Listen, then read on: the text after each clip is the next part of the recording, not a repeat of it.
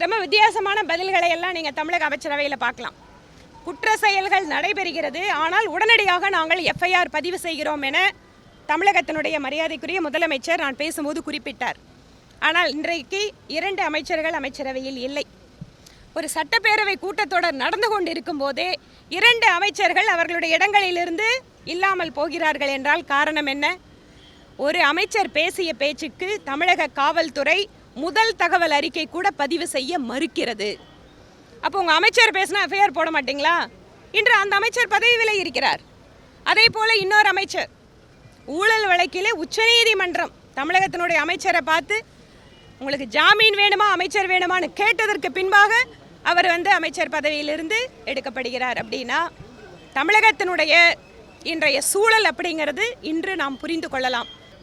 அமைச்சரவையில் 2 அமைச்சர்கள் இல்லாமல் இருப்பது என்பது தமிழக அரசுக்கு ஒரு மிகப்பெரிய ஒரு பின்னடைவு.